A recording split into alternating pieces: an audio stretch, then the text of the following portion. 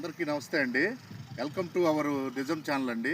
ఇటీవల ఈ YCP batch మాట్లాడి చూస్తే చాలా హాస్యాస్పదంగా ఉందండి.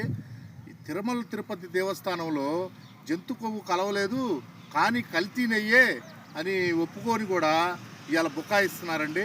వాస్తవానికి పామాయిలు కొన్ని రకాల రసాయనాలు వాడి లడ్డును కల్తీ అయితే ఈ వైసీపీ బ్యాచ్ ఇలా డబ్బుల కోసం వీళ్ళ స్వార్థం కోసం కల్తీ చేసిందండి. సిట్టు విచారణ చేసి క్లియర్గా చెప్పింది.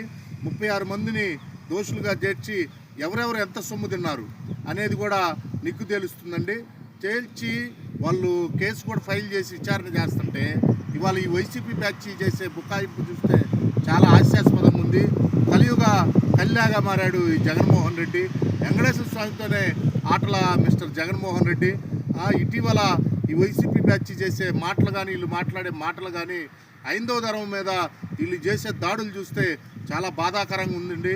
కనీసం జగన్మోహన్ రెడ్డి ఎక్కిన దగ్గర నుంచి 5 సంవత్సరాల్లో కనీసం 300 దాడులు జరిగినాయి హైందవ ధర్మం మీద. అంతర్వేది రథం తగలబెట్టడం అయితేమి, శ్రీరాముడి కళని ఇచ్చేయటం అయితేమి, అనేక సందర్భాల్లో మన దేవాలయాల మీద దాడులు జరిగినాయి. ఒక్క విచారణ చేసి ఒక్క హిందువుకు కూడా న్యాయం చేసిన సందర్భం లేదు. ఇలాంటి జగన్మోహన్ రెడ్డిని మళ్ళీ గెలిపించాలనే ఆలోచన మాత్రం ఏ హిందువు చేయడని ఈ సందర్భంగా తెలియజేసుకుంటున్నా. ఇంకెన్నాళ్ళు పోరాడిన ఈ జగన్మోహన్ రెడ్డి వెంకటేశ్వర స్వామితో పెట్టుకున్నాడు. ఇతను జన్మలో కూడా అధికారంలోకి రాలేడని ఈ సందర్భంగా తెలియజేసుకుంటున్నాను. జై హింద్.